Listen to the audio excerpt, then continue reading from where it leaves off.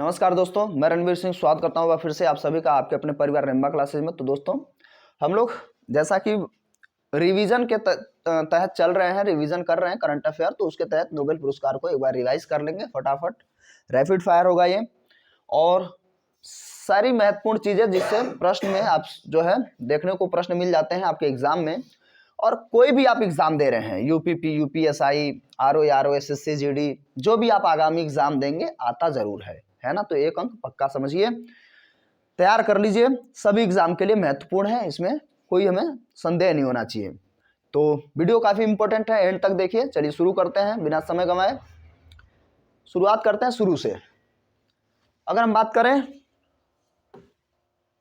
Alfred Nobel की, तो 21 अक्टूबर 1833 को स्टॉकहोम में जन्मे स्वीडिश आविष्कार, है ना, आविष्कारक वैज्ञानिक थे।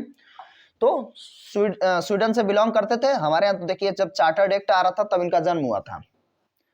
तो आविष्कारक और उद्यमी बिजनेसमैन भी थे। अल्फ्रेड नोबेल नोबेल पुरस्कार के संस्थापक हैं। नोबेल फाउंडेशन द्वारा प्रशासित भौतिक, सुनते रहना कौन क्या देती है, जो नोबेल प्रशासन है वो भौतिक, रसायन, चिकित्सा, साहित्य और शांति, कितने क्षेत्रों में? टोटल 5 क्षेत्रों में, 1, 2, 3, 4 और 5 क्षेत्रों में शुरू किया गया। कब शुरू किया गया? 1901 में। ये 5 पुरस्कार जो है किस फाउंडेशन द्वारा? नोबेल फाउंडेशन द्वारा, नोबेल फाउंडेशन स्वीडिश द्वारा दिया जाता है। 5 क्षेत्रों में शुरू किया गया।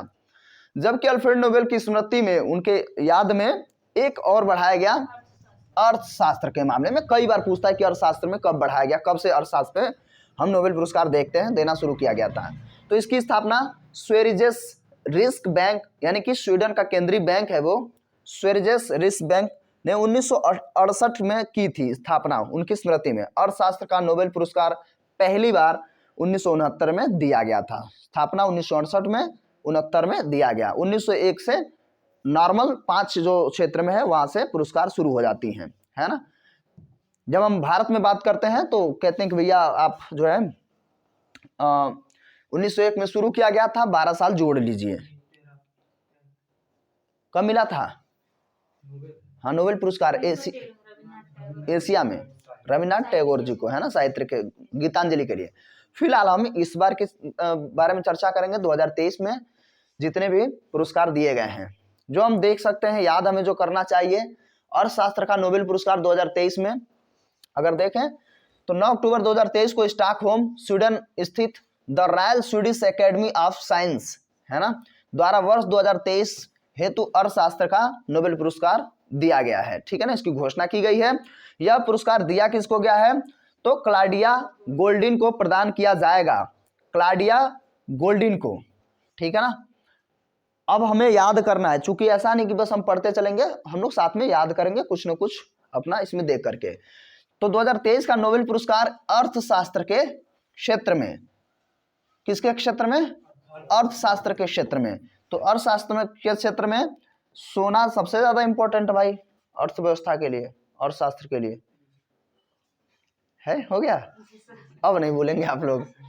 तो क्लॉडिया गोल्डिन अर्थशास्त्र का नोबेल प्राइज दिया गया है। ठीक, क्लॉडिया गोल्डिन अर्थशास्त्र का नोबेल पुरस्कार जीतने वाली तीसरी महिला बनी है। ठीक है ना, तीसरी महिला बन चुकी हैं। इनसे पहले अगर हम बात करेंगे 2009 में एलिनार ओस्ट्राम को दिया गया, 2019 में एस्थर डफलो को दिया गया, उसके बाद 2023 में।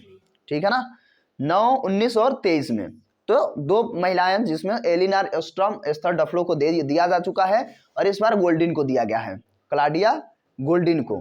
ठीक, अब अगर हम देखें क्लॉडिया गोल्डिन ने जो काम किया है, तो इसमें कह रहा पुरस्कार की जो है, अर्थशास्त्र के नोबेल पुरस्कार की पहली ऐसी महिला विजेता है जिन्होंने यह पुरस्कार अकेले जीता है ना। और ये अर्थशास्त्र के क्षेत्र में, ठीक है ना, अकेले पुरस्कार, संयुक्त रूप से नहीं।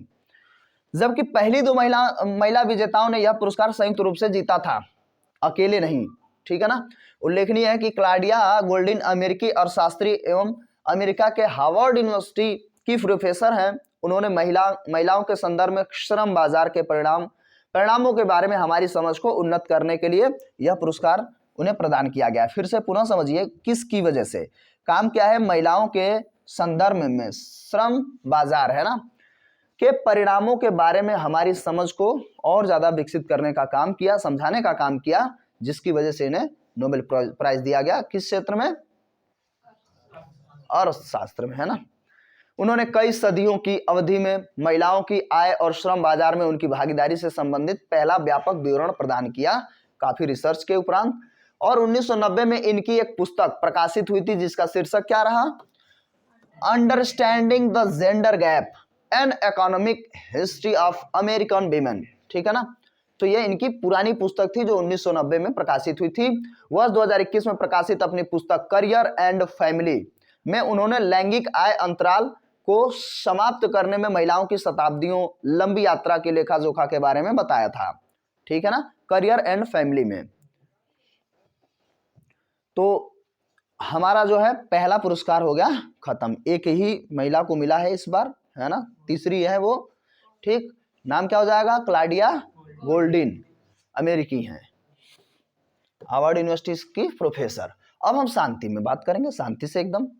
6 अक्टूबर 2023 को ओस्लो, नॉर्वे स्थित द नॉर्वेजियन नोबेल कमेटी, अब ध्यान रखिएगा शांति कौन दे रहे हैं?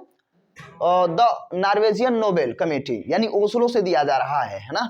वर्ष 2023 का नोबेल शांति पुरस्कार की घोषणा कर दी गई। यह पुरस्कार ईरान के नरगिस मोहम्मदी, हालांकि इससे पहले मैं करा चुका हूं चित्र वगैरह दिखा करके, अब हम सिर्फ रिवाइज कर रहे हैं कि एक बार दिमाग में फिर से अगर डेटा जा रहा है तो वो भी हमें मिल जाए।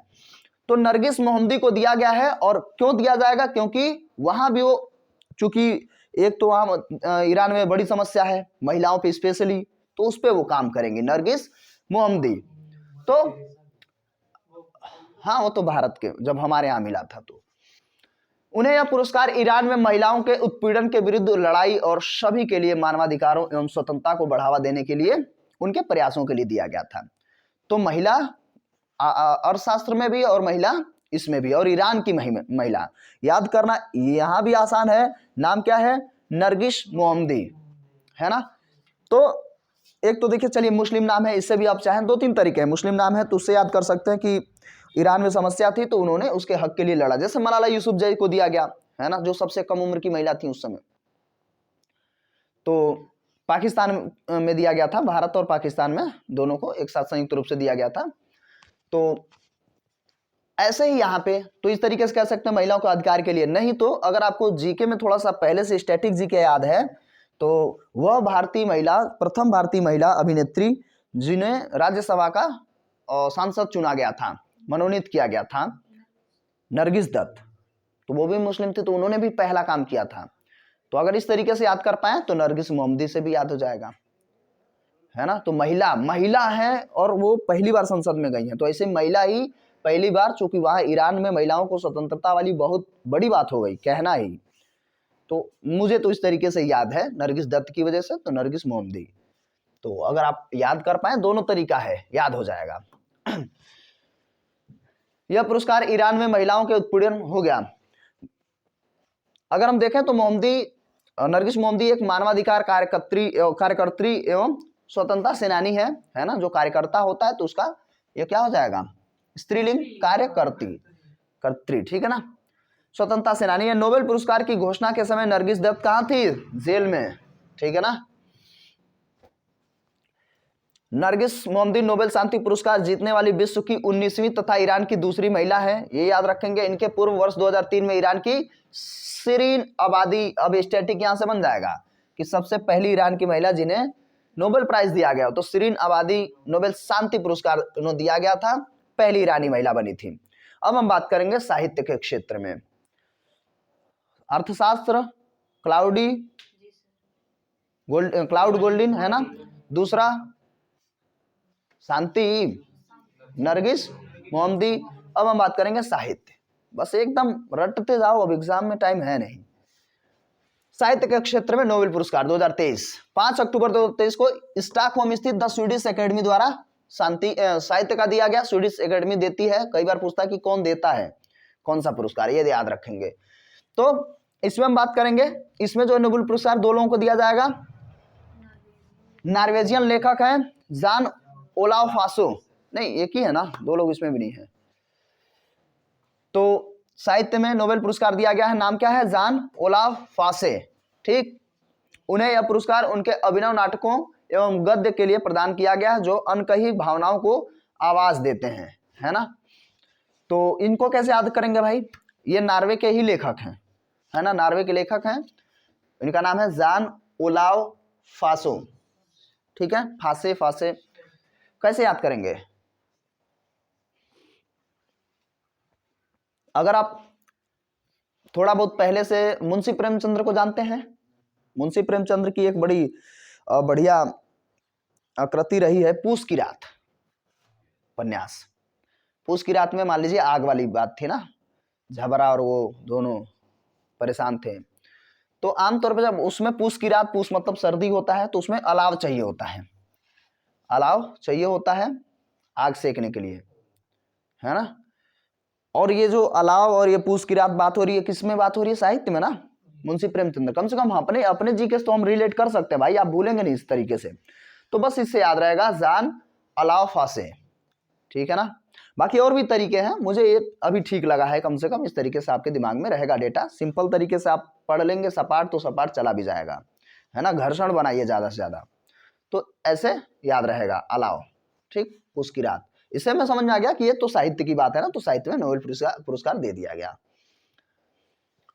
नॉर्वेजियन नाइकोन्स्कर भाषा का एक साहित्यकार रूप है ये, और विभिन्न शैलियों में विस्तृत उनकी विशाल कृतियों में नाटक, उपन्यास, कविता संग्रह, निबंध, बच्चों की पुस्तकें और अनुवाद इत्यादि शामिल हैं। 1983 में उनका पहला उपन्यास राउटर्ड स्वाट अर्थात रेड ब्लैक प्रकाशित हुआ था। जान फासे ने जिस शैली में अपने उपन्यास लिखे हैं उसे फासे मिनिमलिज्म कहते हैं, है ना, फासे मिनिमलिज्म। ठीक है ना, बस याद रखेंगे, हमें ज्यादा याद रखना है कि किसको मिला है। अब हम रसायन के मामले में चर्चा करेंगे। तो रसायन के क्षेत्र में दिया जाएगा 4 अक्टूबर 2023 को स्टॉकहोम स्वीडन स्थित the royal Swedish academy of science द्वारा, है ना, रसायन विज्ञान के क्षेत्र में नोबेल पुरस्कार की घोषणा की गई। और संयुक्त रूप से जिन 3 वैज्ञानिकों को दिया गया है उनको हम कैसे याद रखेंगे? ध्यान रखिएगा, 3 लोगों को यहां पर दिया गया है। अभी तक 3 डेटा हम पढ़े हैं, तो तीनों क्या हो जाएगा? तीनों एक एक लोग थे, है ना। लास्ट वाले जो साहित्य नाम क्या है?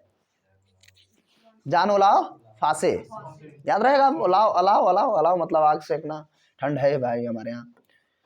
तो 3 वैज्ञानिकों में Moungi G Bawendi Massachusetts Institute of Technology America से, उसके बाद लुइस ई ब्रूस कोलंबिया विश्वविद्यालय अमेरिका से, Alexei I Ekimov nanocrystals technology Inc, तीनों के तीनों अमेरिका से। अब नाम कैसे याद करेंगे आप? देखो यार, नाम याद कैसे याद करेंगे? मैगी बना के खा लो, सही बात है, लेकिन मैगी बनाओगे तो बाकी लोग कहाँ चले गए?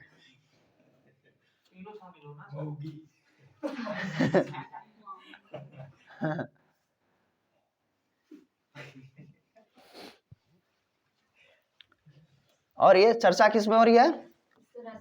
रसायन में, केमिस्ट्री में, ठीक है ना। और बाकी बहुत ज्यादा दिमाग को लोड नहीं डालना चाहते हैं, तो मुझे जो सबसे ज्यादा पहले से भी समझ में आया था, इन तीनों के नाम में जो शॉर्ट में नाम होता है ना, तीनों के बीच में हम देखेंगे शॉर्ट शॉर्ट शॉर्ट है कुछ ना कुछ, ठीक है ना। इन तीनों के 3 ही हैं जिनके नाम के बीचों बीच में कुछ ना कुछ GEI है ना। तो अब याद करना चाहो तो बस लिख लो IG, है ना। कोई बुलाया, किसी के पति ने किसको बुलाया तो IG, ठीक है ना, है ना। तो बस हमें क्या याद करना है? ये रसायन की बात है, ऑप्शन में मिलेगा ही मिलेगा। और उसमें से विकल्प ज्यादातर देगा कि कौन सा, किसको रसायन के क्षेत्र में नोबेल पुरस्कार नहीं दिया गया है, ठीक है ना। तो ये याद रख लेंगे। बाकी एक बार पढ़ लीजिए, मोंगी जी बावेंडी, लुइस ई ब्रूस और एलेक्सी आई एकिमेओ, ठीक है ना। बाकी चीजें आगे बढ़ते हैं। इन तीनों वैज्ञानिकों को यह पुरस्कार क्वांटम डॉट्स के लिए दिया गया था। काम पूछ लेगा, क्वांटम डॉट्स की खोज एवं संश्लेषण के लिए प्रदान किया गया था। एक दूसरे से स्वतंत्र रूप से एकिमो और ब्रूस ने क्वांटम डॉट्स के निर्माण में सफलता प्राप्त की, जबकि बावेंडी ने इनके रासायनिक उत्पादन में क्रांति ला दी थी, है ना। एक दूसरे से अलग अलग इन लोगों ने काम किया था और लास्ट में जो है बावेंडी ने बवंडर मचा दिया। ठीक, क्वांटम डॉट्स नैनोमीटर के आकार के अर्धचालक क्रिस्टल होते हैं और क्वांटम डॉट्स में कई आकर्षक एवं असाधारण प्रकाशिक गुण मौजूद होते हैं। सबसे महत्वपूर्ण बात यह है कि आकार के आधार पर उनके अलग अलग रंग भी होते हैं क्वांटम डॉट्स में। ठीक, आकार में परिवर्तन द्वारा क्वांटम डॉट्स के गुणों में भी परिवर्तन किया जा सकता है। क्वांटम डॉट्स का प्रयोग वर्तमान में क्या होता है, QLED तकनीकी पर आधारित कंप्यूटर मॉनिटरों एवं टेलीविजन स्क्रीन को प्रकाशित करने के लिए, है ना, इल्यूमिनेट करने के लिए किया जाता है।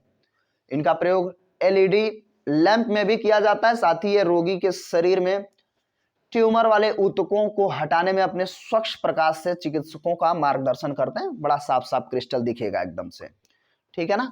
तो वो हमारा केमिस्ट्री भी हो गया कवर। 3 लोगों को मिला है, तीनों अमेरिकी हैं। क्वांटम डॉट्स के लिए दिया गया है IG कह लीजिए, ठीक है ना। एक मैगी मोगी जो भी है, ठीक है ना। उसके बाद ब्रूस और लुइस, ठीक, हाँ, IG हो गया। भौतिक में देख लीजिए भाई, भौतिक 2023 में स्टॉकहोम स्वीडन स्थित द रॉयल स्वीडिश अकेडमी द्वारा साइंसेज द्वारा दिया जाता है।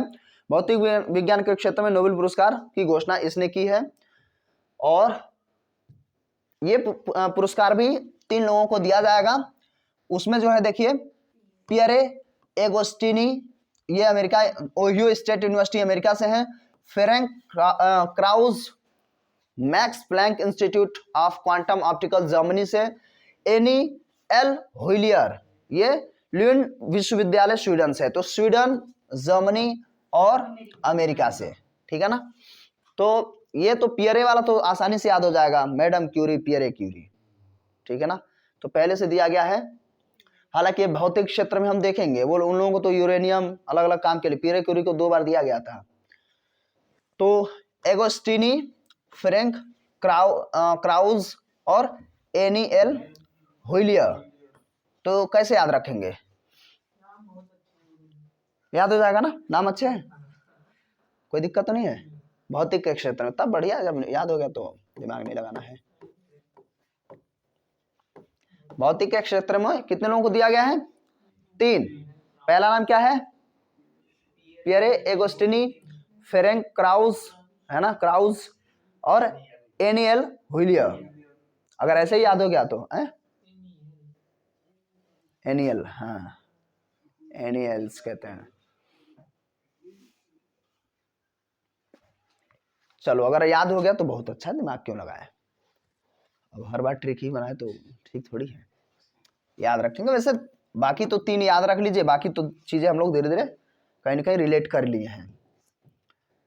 इन 3 वैज्ञानिकों को यह पुरस्कार पदार्थ में इलेक्ट्रॉन गतिशीलता के अध्ययन के प्रकाश के एटोसेकेंड पल्स उत्पन्न करने वाले प्रयोगात्मक तरीकों के लिए दिया गया है ना, इन खोज के लिए दिया गया। तो इलेक्ट्रॉन गतिशीलता के अध्ययन के लिए एटोसेकेंड पल्स, है ना, कि इलेक्ट्रॉन कितना तेज जा रहा है उसको हम स्टडी उसकी हम कर पाए।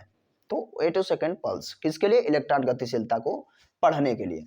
इस वर्ष के भौतिक विज्ञान के क्षेत्र में नोबेल पुरस्कार विजेताओं ने ऐसे प्रयोग संचालित किए जिसने एटोसेकेंड भौतिकी नामक एक नए क्षेत्र में अनुसंधान के लिए दरवाजा खोल दिया है। एटोसेकेंड भौतिक वैज्ञानिकों को अति सूक्ष्म समयांतराल में अति सूक्ष्म कणों या जो भी प्रक्रियाएं हैं उनको देखने पढ़ने का मौका मिलेगा। उल्लेखनीय है कि परमाणुओं एवं अणुओं में इलेक्ट्रॉनों की गति इतनी तीव्र होती है, द्रुत गति से उसमें अभिक्रिया या जो भी चीजें चलती हैं, चाहे विद्युत धारा इधर उधर आ जाए। और अगर हम देखें तो कितने में, 1 एटो सेकेंड में 10⁻⁻18 सेकेंड होता है। तो एटो सेकेंड में अध्ययन करेगा तो काफी ज्यादा जो है सूक्ष्म समय का अध्ययन, समय के अंदर अध्ययन कर पाएंगे। तो 10⁻18 1 एटो सेकेंड। अब यहाँ से आपका साइंस बनना शुरू हो गया। जितने भी रेलवे वाले देख रहे हैं, जिनको लोको पायलट या टेक्नीशियन, ये तो दोनों आ ही गए। और हर वर्ष रेलवे भर्ती देगी, भले 5,000 7,000 ऐसे ही देंगे, वो हर साल देंगे। तो अभी जो है जितनी भर्ती है ये तो चली रही है, उसके बाद लास्ट में फिर सभी भर्तियां आती रहेंगी कंसिस्टेंसी के साथ, ऐसा रेल मंत्री जी ने कहा है। मैं तो नहीं कह सकता, हर साल आएंगी, ठीक है, बहुत ज़्यादा आएंगी उसकी उम्मीद तो नहीं, लेकिन आएंगी।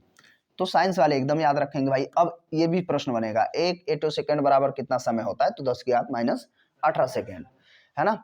चिकित्सा विज्ञान का नोबेल पुरस्कार अगर हम देखेंगे तो इसमें हम लोग ध्यान देते हैं, ये भी जो है इसका जो the Nobel assembly eight Karolinska institute है ना, इसके द्वारा स्वीडन द्वारा चिकित्सा के क्षेत्र में, या हम कहें तो क्या बोलते हैं, अच्छा ये दोबारा है क्या,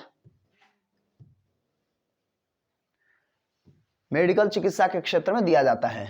तो इसमें यह पुरस्कार संयुक्त रूप से जिन 2 वैज्ञानिकों को दिया गया है उनको अगर हम देखें तो कैटलिन कारिको और डू विशमैन, ठीक है ना, डू विशमैन और कैटालिन कारिको, ये हंगरी अमेरिकी हैं, है ना, और डी विशमैन अमेरिकी, अर्थात ये दोनों अमेरिकी ही हैं, है ना, हंगरी से फिर अमेरिका।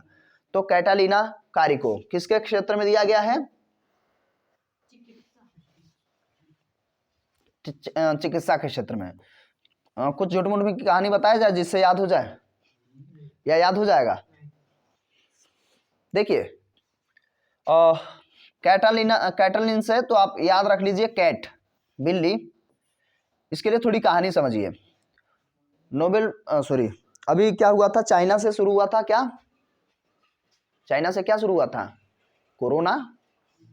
और कोरोना जो है, कोरोना ने सबकी हालत खराब कर दी, सभी वैज्ञानिक परेशान थे, और कहीं ना कहीं अब जाके डीएनए आरएनए जिस माध्यम से वैक्सीन ढूंढ लिया गया है, वैक्सीन ढूंढ लिया गया, अभी वो कहानी याद रखेंगे।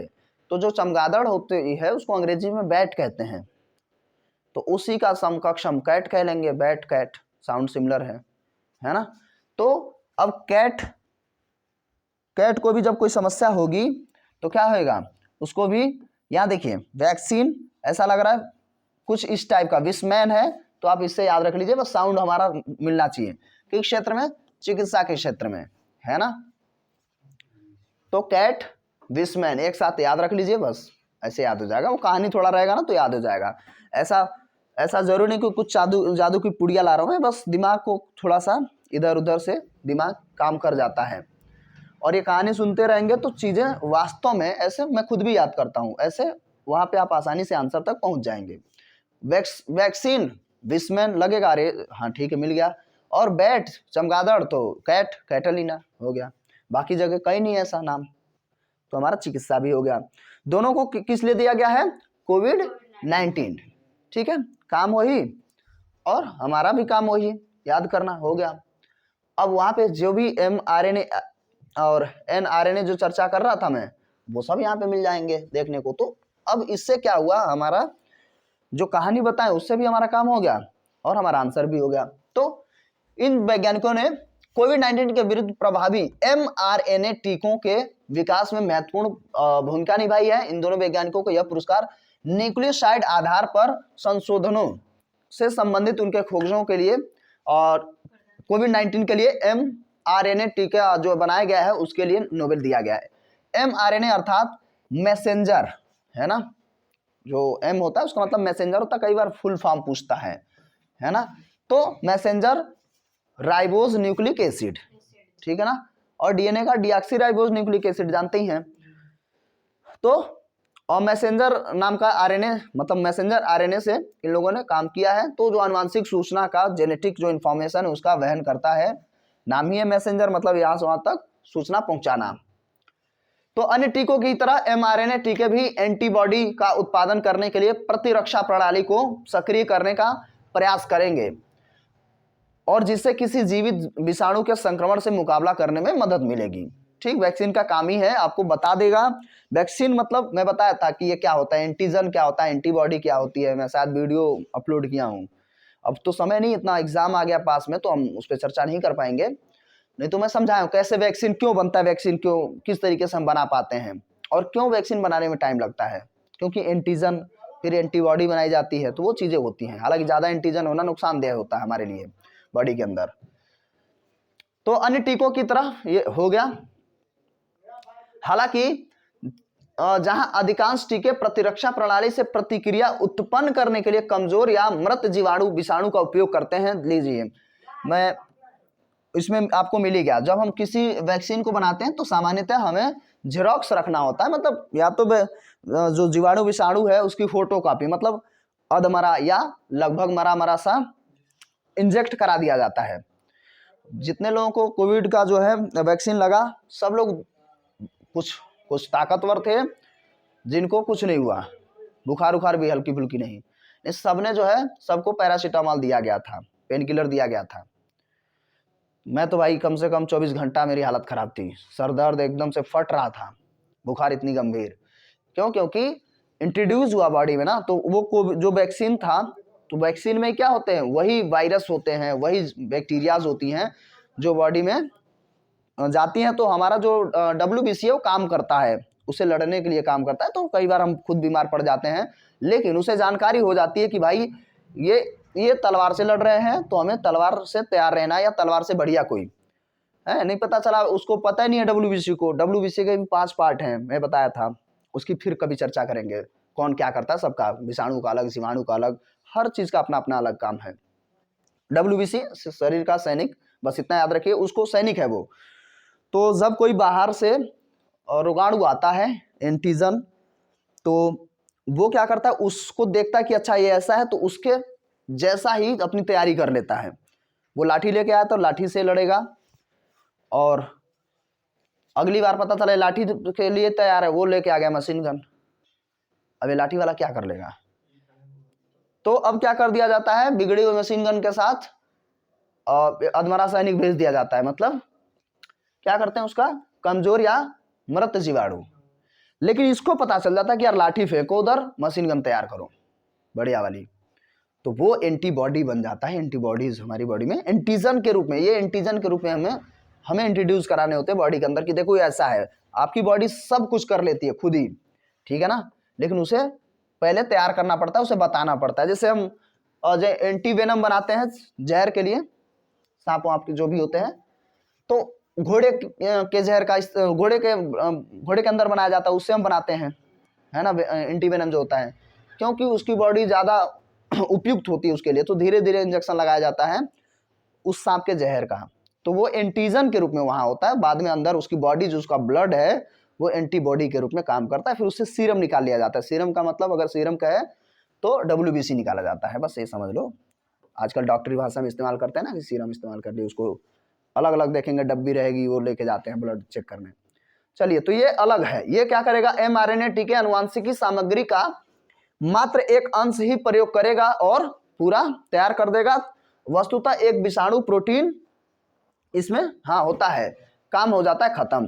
तो अब ये समझ लीजिए, टीका सामान्यतः क्या है, उसी चीज को आप, जैसे लोगों ने कहा कि कोरोना वायरस तो नहीं हुआ है, जिसको वैक्सीन लगा उसको कोरोना तो लगा था, है ना, और जो कुछ लोगों को कुछ दिक्कत नहीं होती, इसका मतलब उनको पहले से कोरोना होके चला गया था, उनके अंदर पहले से वैक्सीन हो गया था। समझ पा रहे ना? तो ये चीजें हमारी हो गई सभी की सभी कंप्लीट। भारत में सबसे पहला किसको मिल गया था बताए थे हम लोग, और बाकी चीजें भारत के संदर्भ में स्टैटिक जीके में बनता है, तो अभी इसमें चर्चा नहीं करेंगे। यहाँ तक 2021 का जो करंट अफेयर के तहत था, इसको हम लोगों ने कवर किया। आप लोग भी इसको 1 से 2 बार देख लेंगे, अगर लगे कि हाँ याद करना चाहिए। और ये जो भी चीज़ें चर्चाएं हुई हैं वो काम देता है, याद रहती हैं चीज़ें, है ना। तो ठीक है, ये वीडियो कैसा लगा कमेंट करके जरूर बताइए। चैनल पर नए तो सब्सक्राइब करके बेल आइकन को प्रेस करिए, जिससे मिल सके नोटिफिकेशन सबसे पहले। और ठीक है, मिलता है वीडियो में, तब तक के लिए नमस्कार, जय हिंद, जय भारत।